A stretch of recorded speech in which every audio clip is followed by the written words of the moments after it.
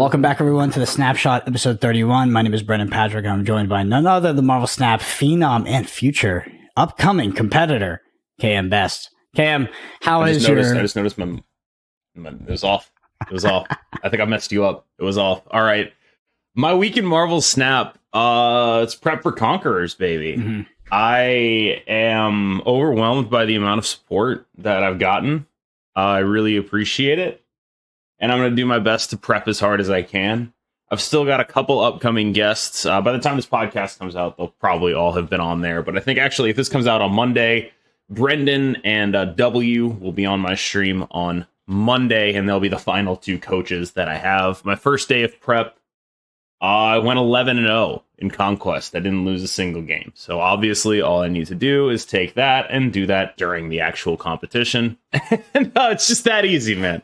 Just never lose. So for someone listening that's like never heard, doesn't know what Conquerors is, haven't heard anything about it, can you just take us, from the top? What is a tournament? What's happening? And then dive a little bit into the format, round structure, etc. Great question. I'd love to. There's a lot of confusion about that right now. So the way I understand the tournament is that it is going to be whoever has the longest win streak, both within the 3-hour broadcast of the tournament and the 48-hour leaderboard window after the tournament, will be the winners. I don't know how prizing will be handled there. I believe the original plan was prizing would be handled only via for the winner of the leaderboard. I know a bunch of people pushed back on that, and they were like, all right, can we get it for both? And now there's currently like debates over like, okay, should it be fastest time? Basically what happened was there was like a little bit of pushback from the creators, and it kind of opened the floodgates, I feel like. And now there's a lot of things that are more up in question than they should be. But just for the record, and I've told them this, if it were me, I would simply say, you should give prizes for the person with the longest win streak in the 3-hour broadcast and for the longest win streak in the 48. That's pretty straightforward to me. Interesting. So you guys are playing Conquest matches like just against whoever you queue up against? You're not playing against each other? It's all in infinite Conquest. But like honestly, like I feel like be honest, I feel like maybe they kind of messed up a little by being like, hey, give us your input, because now like every single person in there is proposing like alternate formats, and it's like, all right, okay, that's clearly not gonna happen. It's like too many cooks in the kitchen. Simple. Yeah, that tends to happen. That's really interesting though, because I mean that's a different dynamic in terms of metagaming and sort of deck ideology that you might take to a tournament like this versus something where, if this had been maybe a round robin tournament or something, Swiss cut to top 8, normal, something like that. How has that affected the way that you're viewing the metagame? Are you looking for a deck that can close out games quicker? Maybe they can 8-cube opponents more consistently? That's not my worry. What's your worry? I'm looking for a deck that prevents me from getting sniped effectively. Okay. That's I mean, there's another sort of dynamic. So talk to me about that, what that means. Obviously we know what sniping is. That means people are watching your stream, but what does it mean to have a deck that can be sniped effectively? Well, it means the less reliant I am on cards like Shang-Chi and Enchantress, the better off I am, basically. Mm-hmm. The less I am vulnerable to those cards, if I can pull that off, the better it is, too. Like the Thanos deck, people think like, oh, well, they'll just predict your Professor X, but that's not actually that easy when you have like Jeff and Claw. Like, it's not actually the easiest thing in the world for them to predict your Professor X. So like that one's in there. Basically, the less I have to have, the less my plays are obviously counterable in ways that they wouldn't be just like on board, right? Like if I'm playing Lockjaw and I put a bunch of big dudes down off of a Lockjaw, I'm very clear on like my assessment of the game that they can get Shang-Chi, right?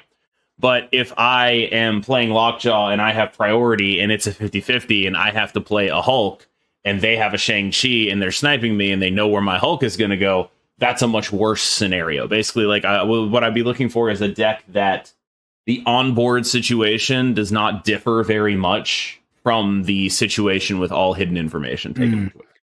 Okay, so what are the logistics of the information that you will be revealing throughout this tournament? Are you personally streaming without delay, and is there a third-party entity that is streaming you, maybe pulling your stream up that is also not on delay? Is that something that's happening?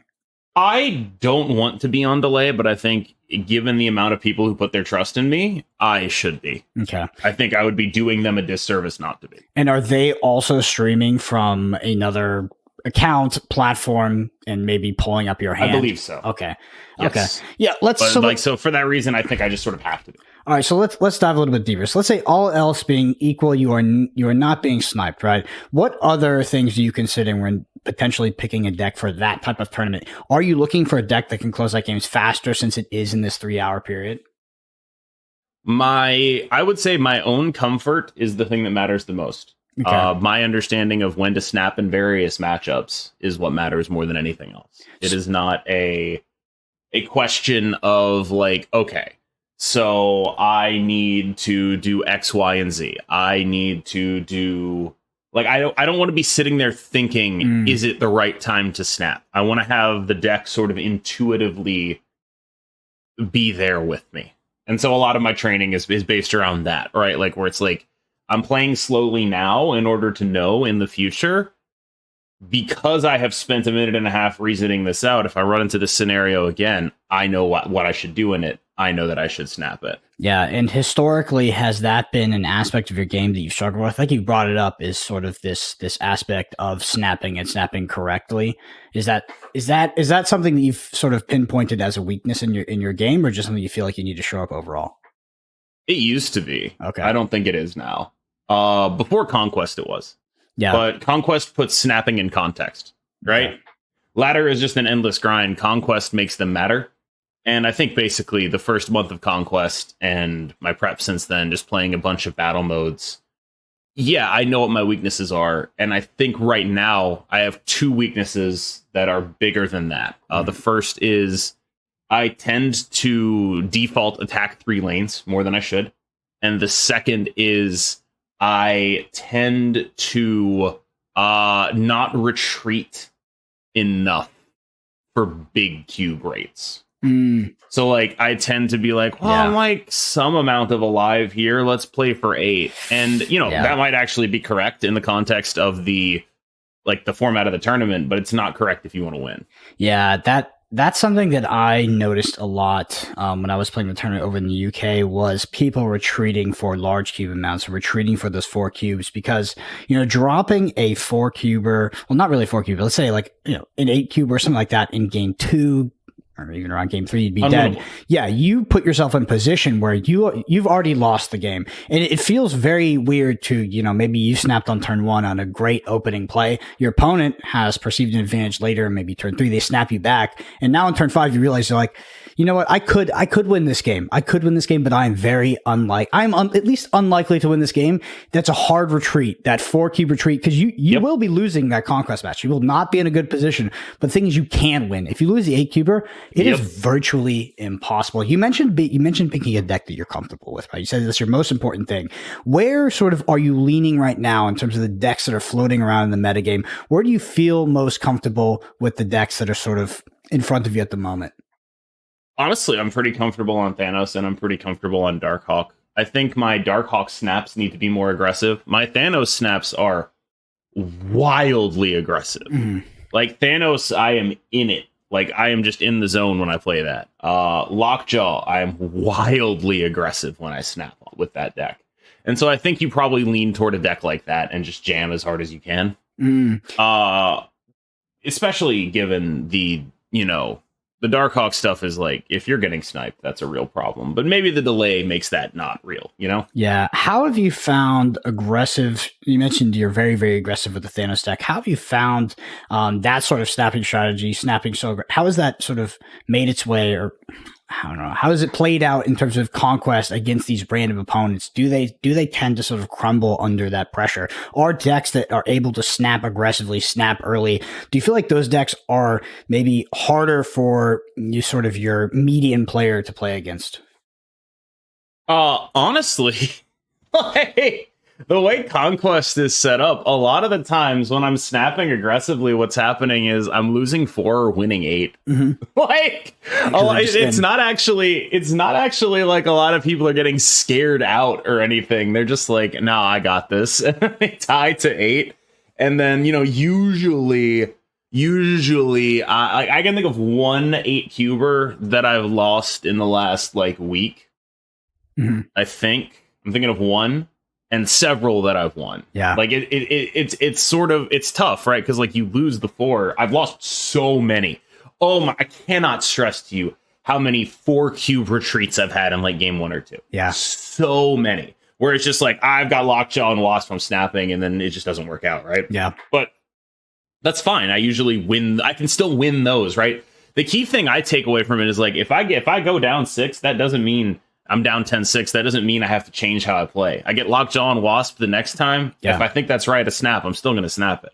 Yeah, I think you have to take the ego aspect out of those snaps, right? Those snaps, like, it's not really you snapping. The deck just snaps. Yeah. Like, if you have... It ain't about you. It ain't about you. It is like the deck just snaps in that scenario. And you're right. It won't win all the time. But, you know, it is the correct decision. At least we have determined that to be true so far. There's an interesting paradigm going on during this tournament, Cam, where you're playing a much more high stakes match than your opponent is. Your opponent is queuing up their general Infinity Conquest. Oh, no. Hold on. It's not actually high stakes for me. Okay.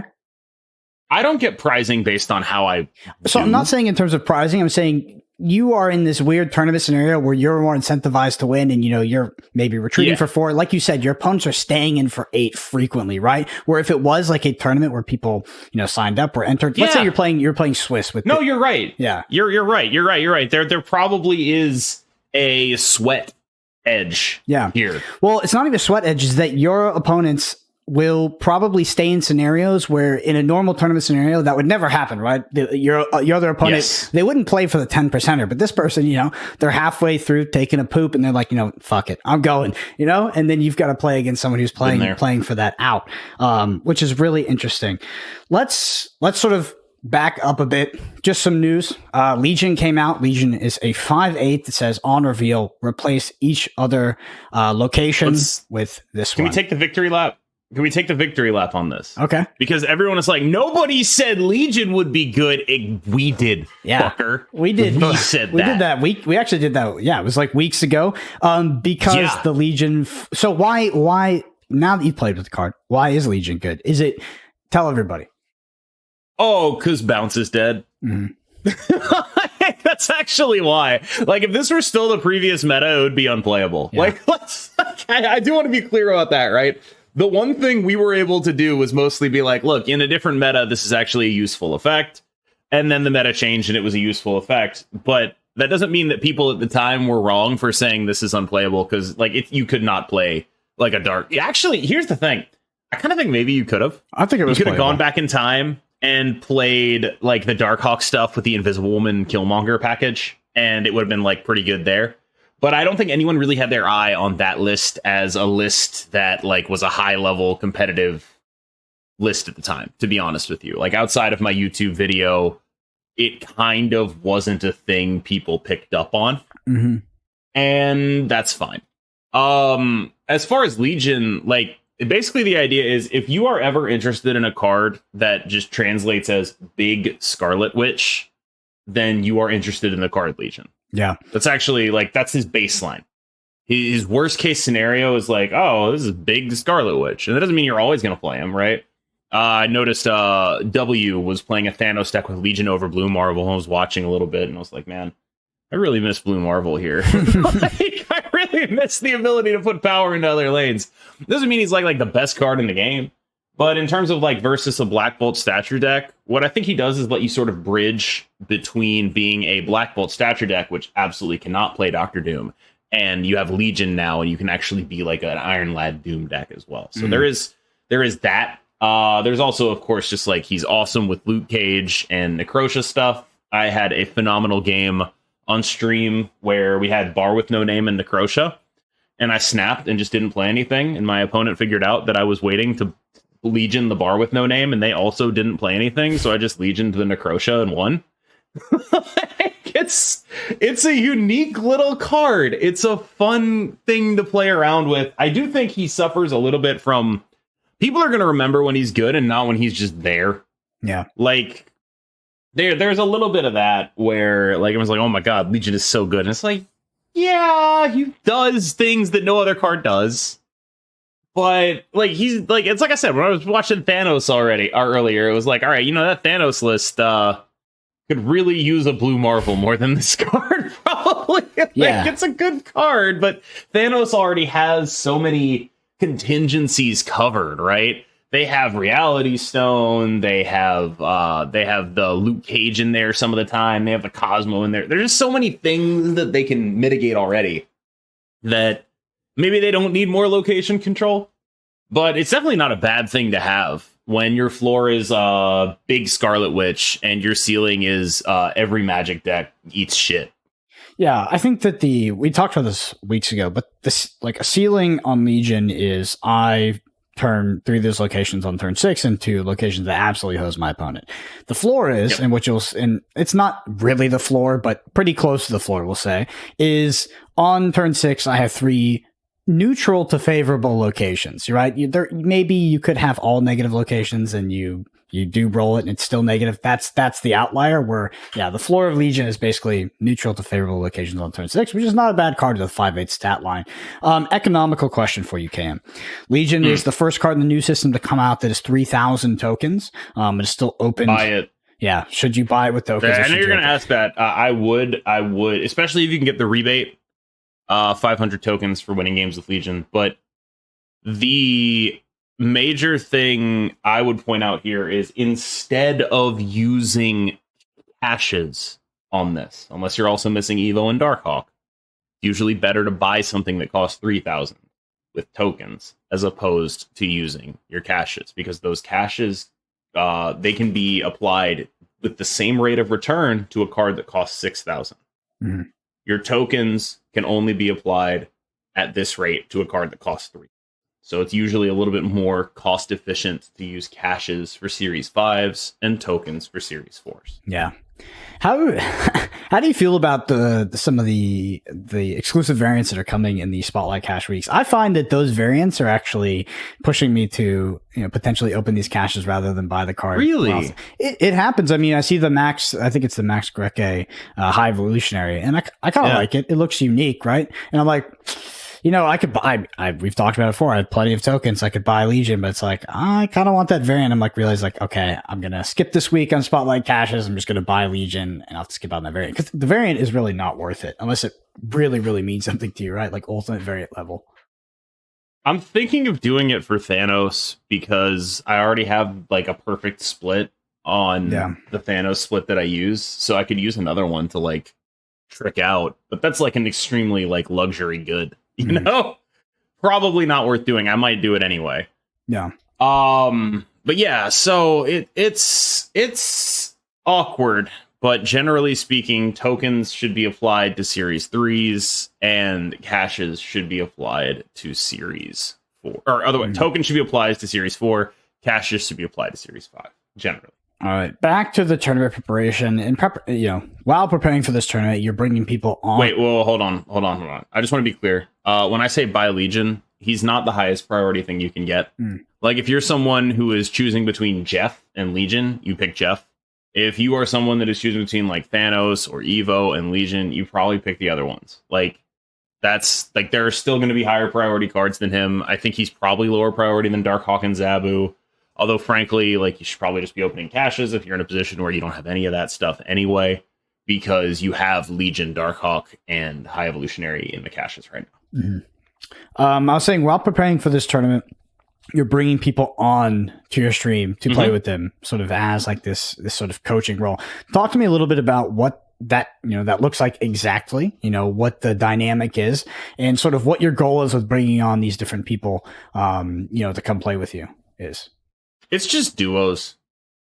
It's having someone there to be like, yo, does this make sense? And then making sure you don't miss anything, and then trying to apply the thought processes of having someone watching you to your own game. Yeah. One of the things that I've noticed about myself is I'm very able to see the right play when I watch other people, but it's much harder to do that when I am playing myself. Yes. And so that is something I'm trying to work on specifically with this.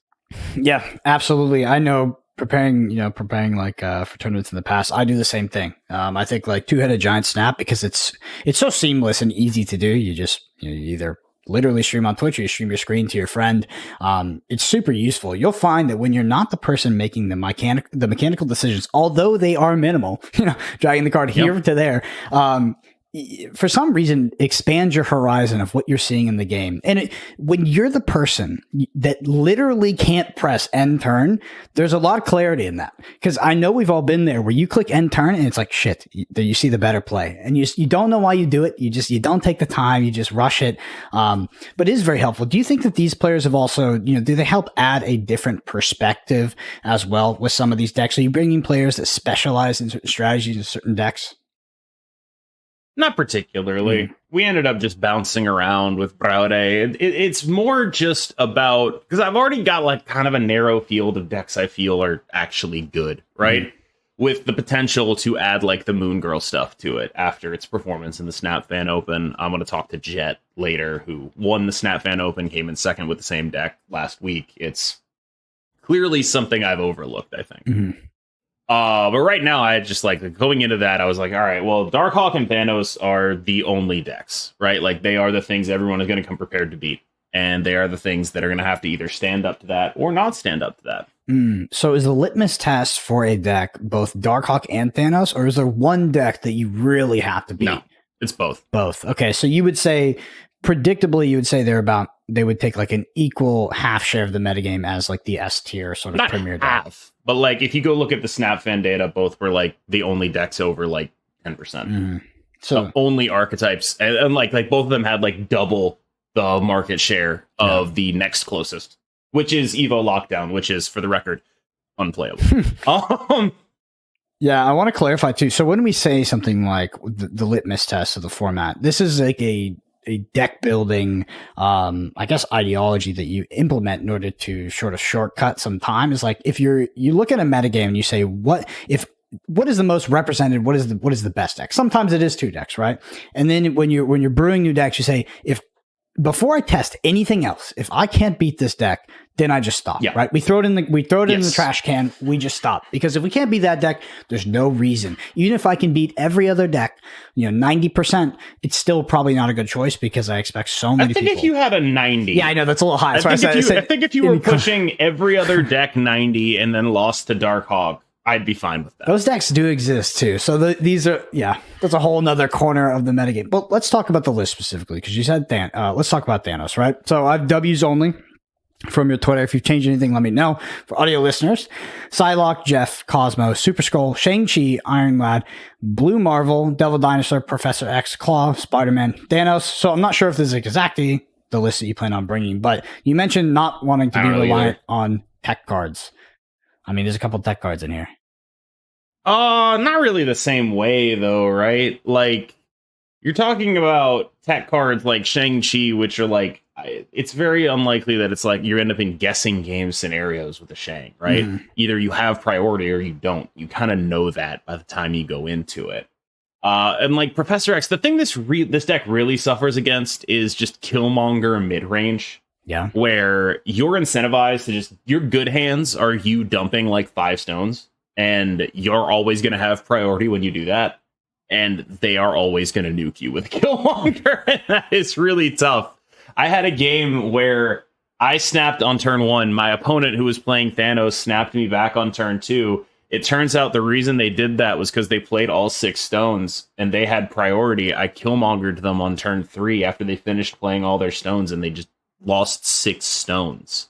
And it's just like, okay, well, you're playing 3 cards the entire rest of the game. You play a card on 4, a card on 5, and a card on 6. That's it. You're playing 3 cards the entire rest of the game without those stones. And it's just, if you can back up Killmonger, that kind of Killmonger, with like any reasonable amount of pressure, and Darkhawk has more than a reasonable amount of pressure against a Thanos deck that has like 20 cards in it, it is tough to beat. So what are if you were to name some of the strengths of this deck and reasons to play it, what would sort of you point to? I know you've mentioned the Professor X a lot, but just expand a little bit about what this deck's game plan is and why it's so well positioned in the metagame. I actually think that like there's been enough targeting of it that it's a little bit tougher to deal with. There was a lot of Echo in I actually have to buy Echo. That's not even a joke. I have to buy Echo if I want to give this a real shot. Even if it's a waste of 6,000 tokens, I care enough about doing my prep properly that I have to prep and like see if Echo is real. And Echo is just sort of unbelievable against this deck because of the amount of ongoings there are in it. And it's just a very, very awkward thing to deal with. I know Jet was playing Echo in his Moon Girl deck, and that seems extremely compelling to me because that is a deck that suffers against the main thing this deck does, which is Professor X into some other stuff, right? And I think one of the things that people don't get about this deck that like causes it to be, I guess, a little less effective for those people is you actually don't have another planet. Your plan actually is just always Professor X. Like, that is like, people think that like it's like, oh, it's Thanos, you can get there. And you can kind of, but like you need to juice those Professor X games by so much. And you also like, it's also just genuinely a very difficult deck to play. I feel like where, what do you think makes it difficult? Like, you have so many options, and in order to properly account for like, all right, so like stone placement early, even right, will end up mattering on like Professor X turns because of priority, because of what the stones are, various locations. Like, okay, do you play a space stone into a white hot room, even though you need that space stone later to clear off that white hot room? Because if you don't play the space stone into the white hot room, you might lose the white hot room.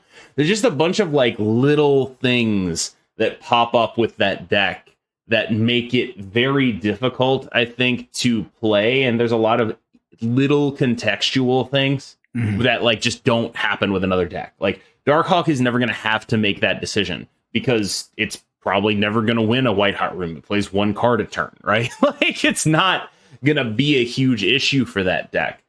And so I think that like that's part of the appeal of Darkhawk to me, is that it's just like this deck. I'm not saying it plays itself, but it does what it does. Like it is consistently just like, oh, I'm playing some good cards. That's what you do. You play good cards. Yeah. I mean, whereas Thanos, it's like, it's a lot more touch and go. Thanos has been a deck basically since the inception of the card that has been, I don't know, it's been put up on this pedestal of being like one of the hard decks to play in Marvel Snap. The few that exist. And I think it genuinely lives up to that reputation. You know, there was a version of this deck, the sort of the OG Thanos Lockjaw, when it was really overpowered. You could do the Quinjet zero cost. I think that deck was pretty easy to play. But the other versions of Thanos, I mean, there's a reason why like Lambie was like one of the only people playing this deck for a while.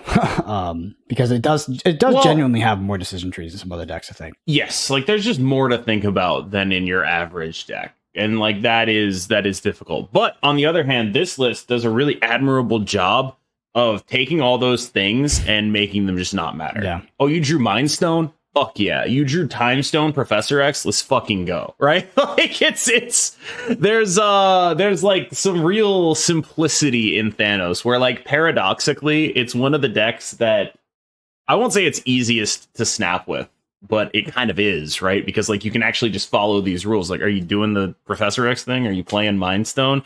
All right, might as well snap them, right? What are you gonna do? Not snap them? And like it's you know, there's something to that. I think where it's like this is very complex and intricate deck, but also I'm just gonna steamroll you. It's funny because I actually think, you know, recent sort of example, I think Bounce was overall, it was a pretty easy deck in the end, but actually being able to split up your power, know exactly where to put it, it was a little bit more complex. It was obviously harder to play against Bounce. But at the same time, my favorite thing about that deck is it had a lot of snap equity in the early game. It was really easy to snap some of the earlier hands. I actually think it's sort of part of the formula of what makes a great competitive Marvel Snap deck is easily recognizable patterns for early snap equity. Being able to do those turn 1, turn 2, turn 3 snaps where you have a sort of significant degree of confidence to be advantaged in that game. And you know, Thanos has, I think it was the premier deck. The example, right, was this sort of Mind Stone sort of early snap. It sort of, you say was. It still is. When I think about the deck, like I was talking about this yesterday, where it's just like if I draw Mind Stone, I'm actually like, yeah, I still snap that every single time. There's not a single matchup. Even actually, I would go further. Mind Stone I would snap even in my worst matchup because it's so good against your worst matchup, which is Darkhawk. Drawing all those stones early, drawing cards that's how you beat that matchup, right? And so like when you have a Mind Stone early, it is just so much better than any other card. Even in your worst matchup, it is just unbelievable. Yeah, I mainly point to Thanos because Thanos was the deck that shifted that sort of paradigm for me. The early snapping, the aggressive snapping. When I saw that, utilized in Thanos, honestly, specifically by Lambie initially, I was like, oh, okay. And it really helped me sort of go down that path. And I think that this is actually, we talked about it a little bit in the podcast already, but this is sort of a fundamental core statement of Marvel Snap for leveling up is you have to take the ego out of the snapping. The deck snaps, not you. And Mind Stone sort of was that, the inception of sort of that thought for me and that strategy. Let's talk about Darkhawk because we've talked about it a lot. Actually, before we go there, I was going to ask you one more question. Talk about cards you're weak against, Killmonger and Echo. What else does this deck struggle against? So I'm not 100% sure. I honestly have felt pretty favored into those Moon Girl decks when I play this. Can you give an example of like what the Moon Girl deck looks like, just for people who might not know? 1-drops, armor, Cosmo, magic, Hulk, high evolutionary, She-Hulk, Moon Girl type stuff, where it's just we're doing 2 She-Hulks and a Hulk on turn 7. There's been some stuff where like they have Legion now. Maybe some of them have Storm Legion as like a backup plan. There's some interesting things going on there, but mostly it's just, the straightforward Moon Girl double up combo. And we have, once again, this is a pattern that I've noticed, right? Is a deck will show up and it'll have Infinite in it. And then people will take Infinite out of it and be like, oh, this is so much better. Yep.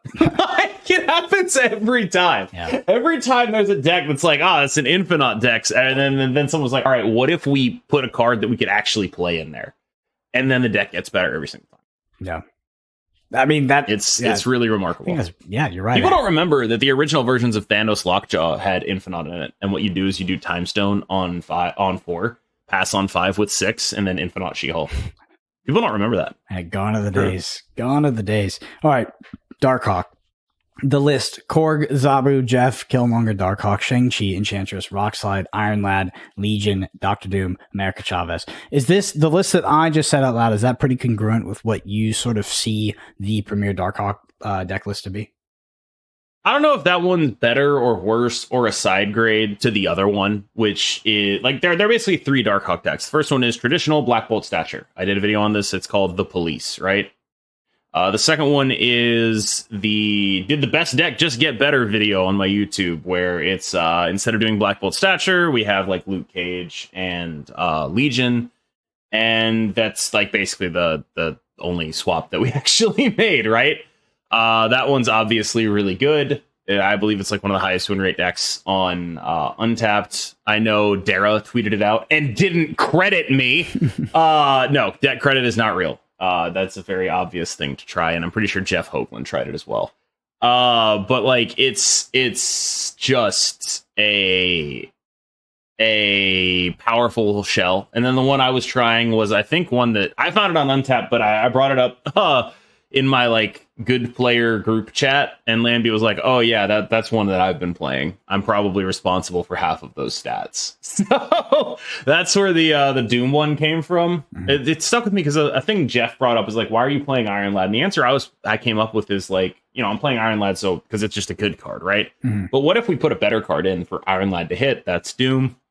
We can run Chavez, draw Zabu a little bit more. That's like, helpful in the mirror, right? The issue is actually casting the card Dr. Doom is pretty bad a lot of the time. Like, is casting those America Chavez better though? That like no, obviously, but she's not there for you to cast. Yeah. Like she's there so other stuff can happen. But like maybe we're cutting Chavez. I don't really know. But like there are 3 forms of it, but like it's not really. None of them are something I feel particularly confident saying, oh, this is the build, right? They're all like probably pretty damn good. Because, they're all built around the same core of like Zabu, Rockslide, Korg, Darkhawk, Iron Lad, Enchantress, Shang-Chi, Killmonger, as 8 cards. Like, it's actually just like every single one of them is going to run those 8 cards. And that's a good thing to do. What do you think? I saw people talk about like, oh, you're just putting 8 cards around Darkhawk package. It's like, no, it's the other way around. You're putting 4 cards around the 8 card Zabu package. Yeah. What percentage of the metagame do you think is on the Black Bolt Stature version of the list? A lot less. So actually, no, hold on. I actually think it's a lot more. Okay. Like, it should be a lot less, but Legion is still a rare card to see. Is it like? I still see Black Bolt Stature people, and I beat the hell out of them. But I don't know if that's meaningful, because I don't know if I'm just like doing better or getting lucky, you know? Could you find, well, first question, do you think that Wave would be good against the Moon Girl list? Magic is really fucking tough to deal with for a Wave deck. Yeah. And like that is like the fundamental thing where it's just like, holy fuck, that is turning your guaranteed win into a 50-50 is just awk. Even because like it turns it into like, okay, do I save this for the next turn? Yeah. And it's like, oh fuck. So I think that's the major issue that kind of stuff has. The more they curve out the Magic, like it'll probably work once, you know? It'll probably work once, but eventually they'll be like, yeah, I'm saving this Magic for your Wave turn, and they'll probably get you with it. Yeah, so the reason I ask is, with the Moon Girl deck potentially rising in popularity after recent success, and then you see Black Bolt Stature being a variation of the Darkhawk deck that, is maybe rising in popularity, or just a popular deck at that. You have a card in the form of Wave, that could potentially really hurt both of those strategies. But, the context of Magic has changed quite a bit because that card was reworked, and it's definitely not the same. I think that it's interesting because you're playing this deck into regular Conquest, right? So you're playing into sort of the normal meta that we queue up every single day into, rather than sort of this hyper, I don't know, optimized. Yeah, hyper optimized meta, which would be like a Swiss tournament or something like that, where you could look at these tech cards. Are you considering any cards? And if you're not comfortable talking about them, that'd be totally cool. Are you considering any cards that are sort of, I don't know, out there a little bit unpopular that you might control? I mean, Echo, maybe. I'm going to consider Echo enough to buy her. Yeah. But like, no, dude, you know me. I am the meta. Yeah. The best. Yeah, I'm not even the best deck guy. Just I things are good for a reason. Mm-hmm. Like, I think Thanos actually had an under 50% win rate in the Snap Fan Open. And I have no explanation for that other than, it was also the most played deck. So, like, a lot of the time, the most played deck will have an under 50% win rate because everyone knows to prepare for it. And it's been like 3 straight weeks of, hey, Thanos. And so Echo was like the 4th most played 1-drop in the entire field. So it's very clear that people were prepared for the deck. I think it was Thanos was under 50%. Darkhawk was like right behind it in representation and was still like a 53% win rate, which is just like, boy. That's something, because like what beats Darkhawk right now? Yeah. And here's something I just fucking spitballing, no thought process behind it. Is just like, well, what used to beat Darkhawk was bounce. It just did the points more. Mm-hmm. And is there a deck that can just do the points more than Darkhawk right now? And can that deck rely on Thanos and Darkhawk to scare the combo decks away? Because right now, what Darkhawk's success is built on is it's pretty good normally. It's going pretty tall. Mm-hmm. But it whips the shit out of every fragile combo deck. It ruins you. Are you trying Living Tribunal? Fuck you. Are you trying something that dies to a Shang-Chi? Fuck you. Are you playing like a Destroy deck and counting on a Big Null or Arnim Zola? Fuck you. No, you're not. And like that is what Darkhawk's job is right now. Mm-hmm. It is keeping the metagame safe from the scams. And right now, if you look at like, archetype incidence rate in these tournaments, it's done that. No one's playing that crap anymore. And so now the question is, what is the effective way of targeting that? And you see the She-Hulk Moon Girl decks, right? The idea there is the effective way of targeting it is just numbers. I'm just going to play numbers.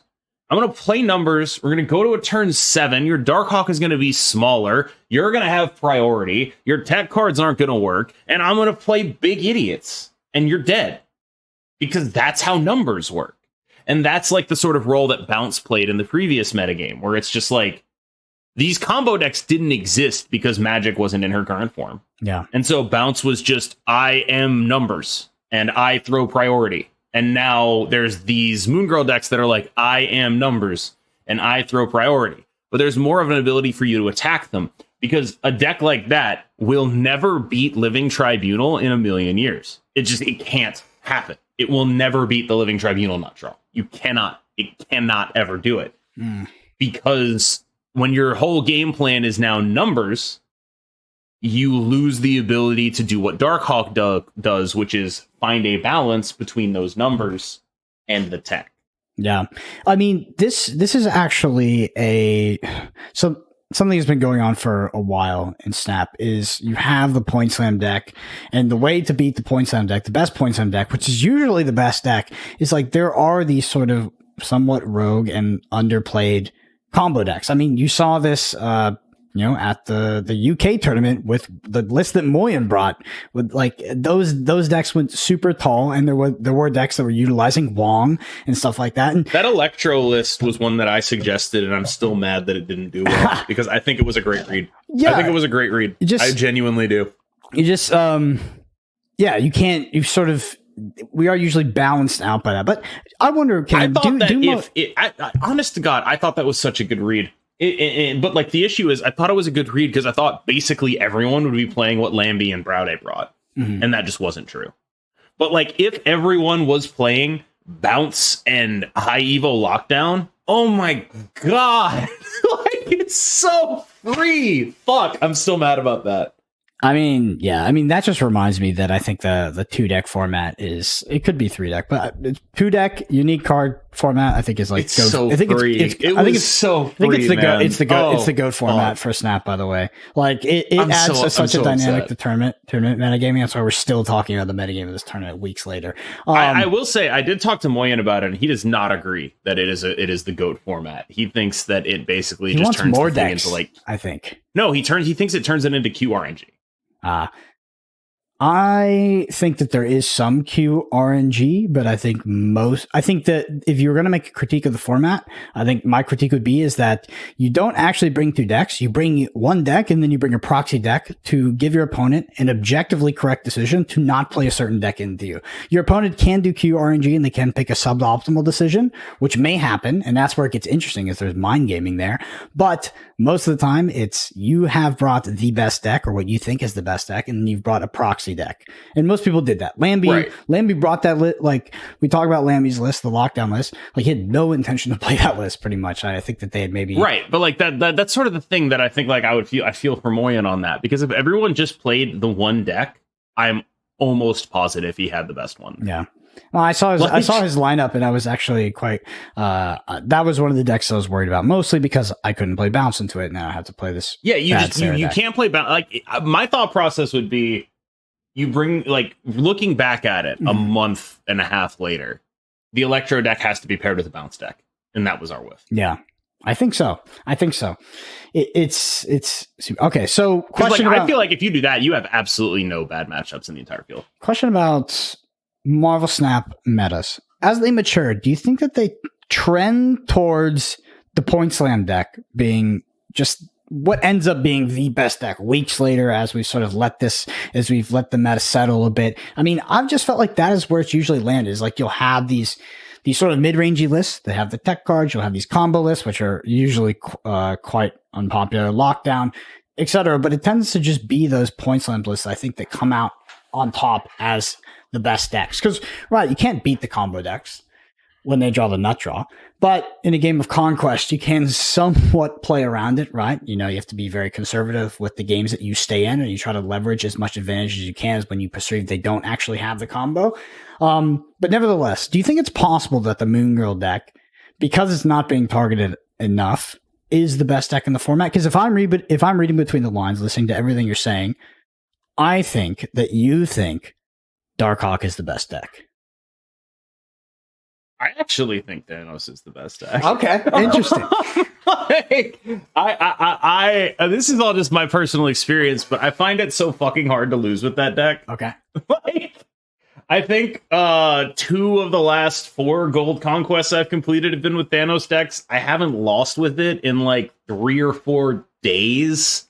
And like I don't know. It's just like I find it very hard to lose when I play the deck. I obviously, now that I've jinxed myself, I'm fucked. But like I everyone's like, oh yeah, the Darkhawk is a bad matchup. And like, yeah, it is, but it's not unwinnable. I'm fine with it. And you just like the thing with Thanos is you just whip the shit out of like so many different things. You have like weird bad matchups, like High Evolutionary, or not High Evolutionary, like Living Tribunal. Yeah.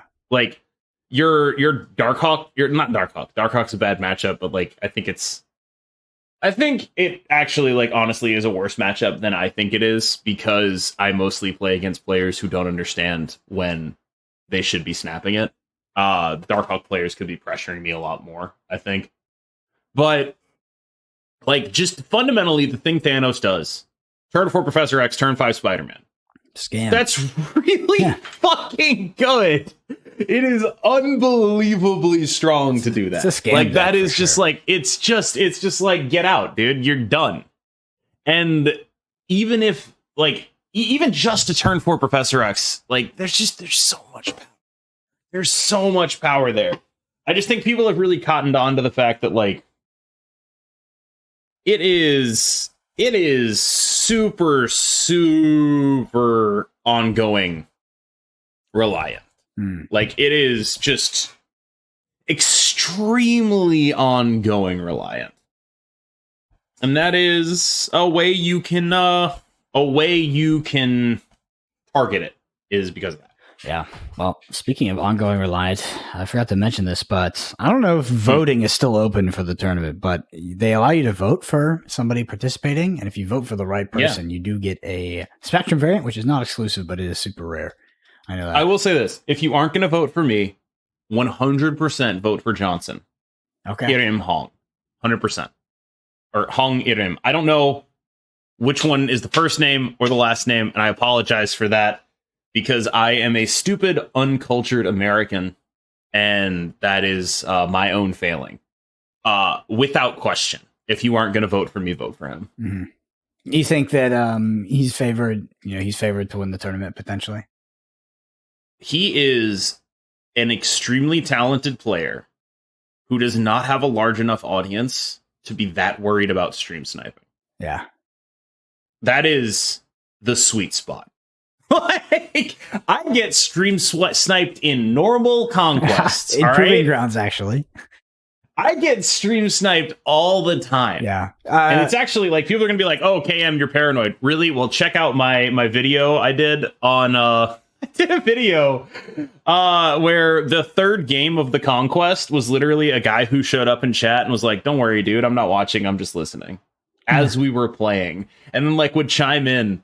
Like, I was like, I would say something like, oh, I'm really wondering if he has a magic here. And then like, he'll be like, yeah, I have the magic here. It's just like, yeah. And that's just the guy that's willing to admit it. Yeah. Anecdote for all the listeners. We interviewed Alex Kocha. See, remembered that last week. And we actually were delayed because Cam was getting sniped in a Proving Grounds game. You can't let him get away with that, right? Lawson's fine, but you can't let him get away with, like, they did the scumbag thing where I snapped on turn 1 in the Proving Grounds, and they waited until they drew their good cards and then snapped me back, and I was like, all right, I guess you're staying in here with me, dude. Yeah. Like, it's interesting because this the tournament is occurring over a 3-hour period. There is, I mean, no one can forget about the prizes. But the glory, there's a lot at stake. There's relatively a lot at stake. People, yeah, I think that it's a higher stakes tournament. It's very public. It's not like if you lose it, it's here's bad. The thing. They didn't want it to be that. Yeah, but it is that. They wanted it to be like a fun little casual thing. Well, the thing is that we don't have derivatives of that, right? There's not other things going on that substitute that competitive desire that the community has. And when they go, hey, vote for your favorite content creator to win. I mean, there's some glory to be had there. And there's people that are interested. People should understand that, like, over a 3-hour period, it's gonna be RNG. Yeah, high variance for sure. Like, I have shown the capability to do this, right? Mm-hmm. I went 11-0 in 4 hours. I went 8-0 in 3. I can do that. but I won't always. Yeah, it's super random. Like, like I'm not gonna always do it. Like that'd be ridiculous, right? Like obviously, I have shown that I have the capability to do it, and like if it happens on the day, it happens on the day. But it's a fucking card game. Yeah, all card games are like that, though. All card games are if it happens on the day. Even things. I think setting it up with win streak is specifically like that more. Yeah, where it's like you go 7-1, but if that's a 3 and a 4. You're fucked. Mm-hmm. And like if you go 7-1 in a tournament, that's awesome. Like, that's very different. You could have won the tournament actually if it was not a right. So my point was, Cam, though, I think that people are, people that want to watch the world burn are very incentivized to grief you in a 3-hour period. Because I mean, it's a 100%. Short period. There's roping anyone roping. Oh God! Don't even say. I'll bleep that out. Even just doing that. Yeah. Even just doing that is bad. Right, because you're like incentivized to just concede immediately. Yeah, absolutely. Like it's funny because this has happened in other games as well. So there's a popular shooter called Apex Legends, and before that game took forever to have basically private lobbies so that you could run actual competitive events. So they used to do kill races where teams would just queue up for an hour so you would get the most kills. Well, it doesn't work very well because, like, for instance, in like the North America servers, people have been playing the game longer. Maybe, they're more connected to streamers. So they were a bit, the lobbies would die faster. So what people would do is they would cheese it. They'd go to Sao Paulo servers where people were, role playing a bit more, playing a battle royale, hiding a little bit more, and they would stay alive longer. They get more kills. It's like, it's so cheesy and also griefing, right? In a specific period of time, it's like I can cause extreme damage to KM because I've just happened to queue into him. Because even if I rope him, he's in a bad scenario. So, yeah, it's an interesting. I mean, like, this is the thing. Like, you call it extreme damage. You're not really damaging me. Yeah. Like, I'm making content off of this anyway. Like, I care, and I'm gonna try very hard. But if I get griefed out of this, what you're doing actually is giving me an excuse. You can also get some funny content actually off of it too. Doing. Yeah. That's what you're actually doing. Interesting tournament rule set they decided to go for. But yeah, like you said, I think it's a bit more popular than maybe they were planning for it to be. But all press is good press. Anyway, Kid, anything you want to say about sort of the metagame? Any other lists you want to highlight for people that are currently playing and trying to, also succeed in Conquest? I know we covered both Darkhawk and Thanos, 2 decks you say are the litmus tests or pillars of the metagame. But is there anything else you think deserves an honorable mention? I mean, the Moon Girl stuff obviously does. Mm-hmm. I don't have a specific list yet. Like I said, I'm going to talk to Jet before tomorrow's stream, which we're recording this on a Saturday. Tomorrow is a Sunday. And we'll probably be investigating that. I'll have Lambie series on. We'll like hammer some stuff out. And I should have a better idea of how to do this kind of stuff once I talk with Lambie, who is like, there are a lot of people who I think are people I can learn from. But I think he makes it very easy for me to learn from whenever we talk. And like, so like, it's one of those things where like, I don't know if people know this. I didn't know this. He watches me a lot, and so every so often, what he'll do is he'll just point out a thing that I do, and I'll be like, "Oh, fuck!" like he'll be like, he'll point out a thing, and I'll be like, "Oh my god! If we played, he would abuse the knowledge of this thing, right?" Like he'll be like, "Yeah, you tend to like your most common opening position is you have units across all 3 lanes." That is such a card gamer thing to do. You're right. Yeah. You're right about that, dude. That is such a card gamer thing to do. It's physical card games. Like some of the best players in the world champions, things like that. I've tested with them in testing groups. I've had them come up to me after my games because they finished early, watching over it. And like, they go to some obscure turn. They're like, yeah, you make this mistake, and it's funny because you immediately get this like ego response. You're like, no, I thought about that, and you're like, oh shit. It's just like such a card game thing. Come on, it's like actually, no, my ego response is that's why I like Jeff so much. Yeah, that's what I told him. That's not even a joke. It is why I like Jeff so much. Because it's like, oh, I fucked up early positioning. No, I didn't. What's up? My early positioning was perfect. He bails you out. Jeff is so good. He's just such an absolute bailout card where it's like, oh, you messed something up early. You're good, dude. I got you. Like he's a safety blanket. I love him. Awesome. Well, anyway, Cam, best of luck in the tournament. I know you have my vote. I'll be tuning in. Hopefully it's interesting. I don't know if I'm going to be coaching me. Yeah. You're I will. I think that it's interesting. I've been thinking about like what we're gonna do, because by the time I coach you, Sure. I'll be the last person, right? Well, the last person, Yes. so you'll have enough reps on every single deck, most likely by that time. So crunch time before a tournament, it's like, what are we actually focusing on? Do we have anything mechanically to fix? Probably not. Should we be changing any deck lists? Probably not. It's like, we probably just need to get reps and focus on not making mistakes, because the cleaner your play is, the more confident you are. I mean, that's what matters, sort of the E before a tournament, is making sure that you're confident and that you can just not punt, right? Because you know all the correct decisions to make. Deep down, you know them, right? It's just about not deviating from that path. So I don't know. Yeah. I don't know what I'm we're going to do by that grateful point. I don't know what we're gonna do about it either, but like I'm grateful for all the people who are willing to help me, basically. Yeah. I think I have a good shot, but it's a card game, and I am a nervous person, and I could very easily just go out there and shit the bed. What happens? Oh, Cam, I'll tell you that I think you have a good shot, but this is probably one of the most high variance tournaments formats I've ever seen in my entire life. So, There's a lot of yeah. Yes, there's a lot of coin flipping, a lot of potential opponent RNG. One of the things I thought about is here. I got a pitch for you. I change my name. I thought that would be a good idea.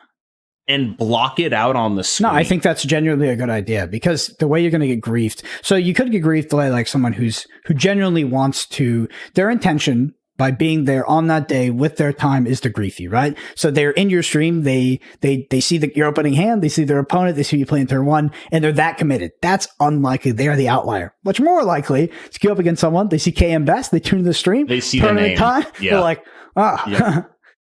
I've always wanted. This is my chance. This is my 15 seconds of fame. So I actually think that's genuinely a good idea, and I don't think it's like, I don't know. There's no gray area there, right? Like that just kind of makes sense as a thing to do.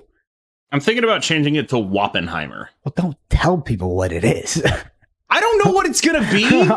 It can't be Wappenheimer. Maybe I'm throwing you off the track. It's the name of a Gucci Mane song. Yeah. All right, relax. Yeah. I think that would reduce all of your concerns by like 90 to 95%, like drastically. It would be a significant, like, I think I owe it to the people who voted for me to do that. Basically. Yeah. I can't promise that I'm going to win, but I can promise that I'm going to do everything I can to do right by the people who voted for me. Mm-hmm. And that means prep. That means I'm actually going to buy Echo, for fuck's sake. Yeah. Just because of how ongoing heavy the meta is, like there's probably a place for her, and I need to at least investigate it. There's a couple decks that I want to try her in. It means that I am going to probably open for Mirage and that Thanos variant for good luck. I'm going to do everything I can to pay you back for voting for me, right? Like, am I 100% going to do it? No, it's a high variance format, and there's a lot of good players in the field. Johnson, Ordinary Harry, Jeff, Dara, just to name a few.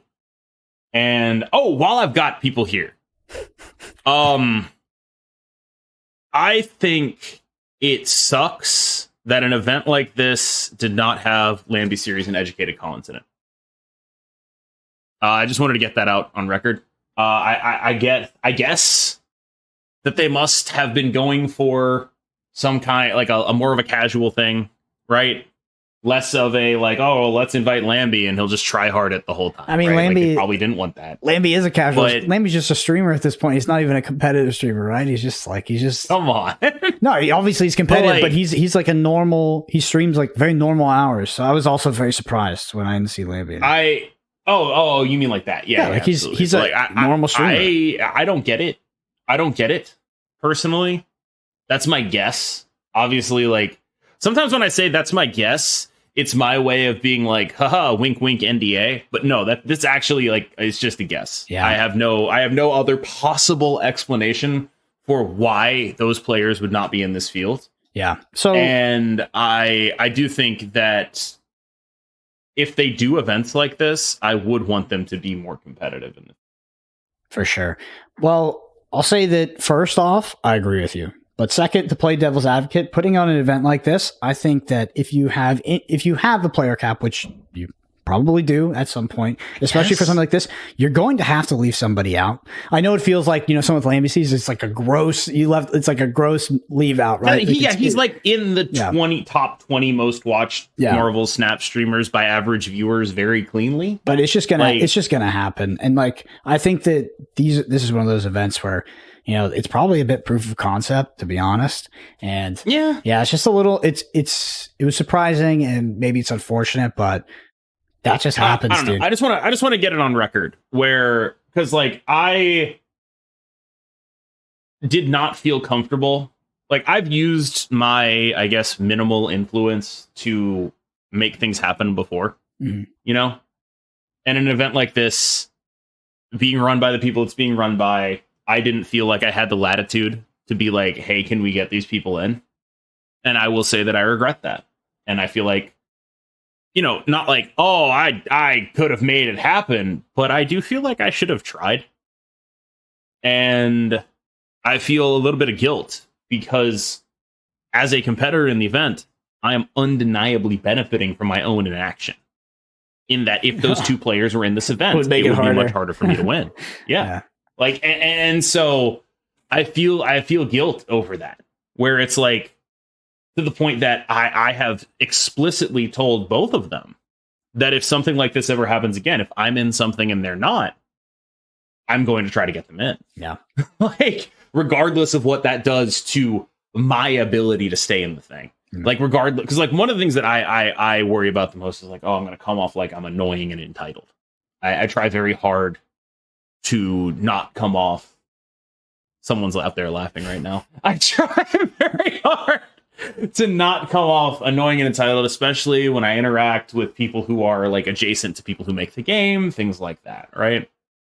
But I do think at some point I have to get over that and try to use my platform to help people that deserve to be in places get to those places. And that is a lesson that I took from this that I think extends far beyond Marvel Snap and the game itself. I think if I take anything from this, it will be that, which is my platform is my platform and I need to use it not just responsibly, but to my own ethical standards. And I feel like I should have done more. And I am very explicit about my goals in the future are to do even more with that. So that's sort of where I'm at. Yeah. I don't really know what that looks like in the future other than what I already talked about. But like, I also just think that generally speaking, it is a little bit frustrating to me that marginalized communities don't have a lot of representation in Marvel Snap. Outside of this conversation, it's something I wish I was able to use my platform for more. And this is more like a general thing. If anyone has any ideas as to what the fuck I can do about that, I'm all ears. Sounds good. Well, I mean, on a tangent note, I was thinking about our coaching session. I've decided it's going to be on brainstorming the most innocuous screen names you could possibly go by in order to not get sniped. The Code Deco guys used to use the word Alfred. Well, we're gonna use Jerry T. We have a list of bot names. Jerry T's old screen name. I can't remember what it was, but Yellen. Yeah, he leaked it to us. Yeah, Yellen. It used to be Yellen. I don't know if it still is. Nah, probably doesn't he play much changed it. anymore. Yeah. Anyway, pick like a random Genshin Impact character. Yeah. That makes sense. All right. Well, if you're listening to this podcast and you enjoy it, and you've been listening, for a few weeks, the number one thing you do to help us out is leave us a review. You can do this at ratethispodcast.com/snapshot, or you can go to Apple Podcasts or Spotify. Either works. If you're listening to this on pod platforms, there's a video version of this on YouTube at youtube.com/@the_snapshot. That like and subscribe while you're there. Almost at 2,000 now. Twitter's Brendan APG and Cam Best MS. Wait, we're at 2,000 very close. subscribers? We're like 1.75 or something. But why aren't you in the creator program? Oh, I don't know. I submitted a thing a while ago, actually. I don't know. Didn't hear anything back. Oh, yeah. I didn't know that. Yeah. I didn't know you submitted it. I did. But I don't know. I just figured it's like whatever. Yeah, we're like 1.75, close to 2K. The thing about our podcast and our YouTube channel specifically is that like a pretty crazy amount of people that watch it and listen to it are not subscribed. So if you hear this is your call to action. Just click it. Is that actually true? Like, yes, it's like insane. It's like 60 to 60+%. It's a lot, which makes sense because we do a lot of collaborations with other content creators. But yeah. This is your call to action. Hit that sub. Cam, your Twitch schedule.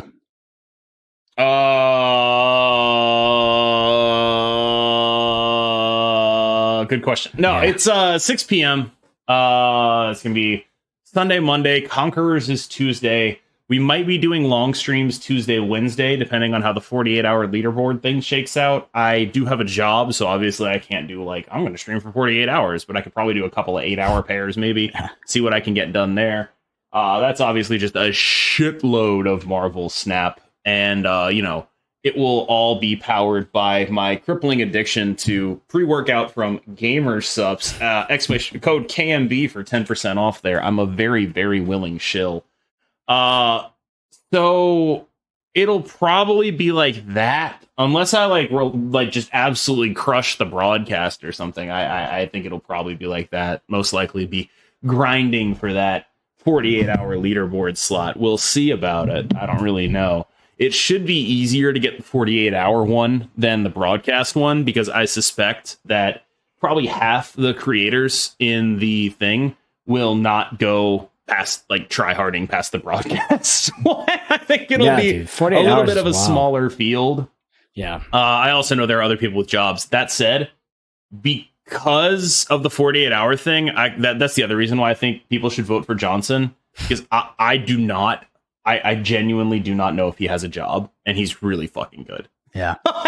That is like, if they end up doing prizes for broadcast and 48-hour, I feel like he's close to a lock for 48-hour. I think if Lambie was in the tournament, he'd be very hard to beat in the 48-hour. He plays. Oh like, my god, he talks it down. He's like playing this much Snap is a joke compared to what he used to do for Hearthstone. Apparently, no, like he would actually play 24 of those 48 hours. Oh my god, dude, that is a he weird would tournament format. Actually, do that. That is such a bizarre. And like he has.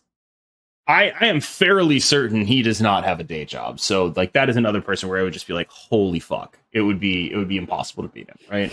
Dude. With a day job, I'm just gonna have to bust my ass and do what I can here. By the way, I just wanted to thank everyone for the well wishes for my cat. Not great is basically the update I can give y'all. She is still building up fluid inside her. They've slowed the rate, but if they don't stop, like if they can't get her heart to function such that the fluid doesn't build up, it's only a matter of time. Unfortunately, her next appointment is on August 9th, so I'm just doing my best not to think about it as much as I can. And they put her on steroids, so she's really feeling herself. If anyone remembers, like right after Trump got COVID, they put him on like the good drugs. And he was out there like telling crowds how much he loved them and all that stuff. Like, does anyone? I don't know if anyone remembers that. It might just be a thing that I remember, but like they put him on just the good shit, and that is my cat right now. She is on the good shit. So at the very least, if she does have some limited time here, she's going out zooted. She's enjoying herself. Oh well, I hope it gets better, but yeah, I know how tough that can be. Anyway. Thank you all. I have had to cancel multiple streams because I was like literally breaking down crying. So like, yeah, it's not great, but the upside of, taking days off to cry is you have spent a lot of time processing basically, right? Like I am at a point where I am grateful for the time we had with her. And if it can continue, that would be phenomenal. And if it can't continue, then I just want to give her the best time she can. So it took me like a month to get here. Yeah. Like it's not like it was very easy for me, but I'm extremely grateful for the hundreds of people who have reached out and wished her well. I've never been in a situation where hundreds of people cared about any minutia of my daily life. It just hasn't been a thing. and I'm very grateful for it. Well, hopefully it all works out.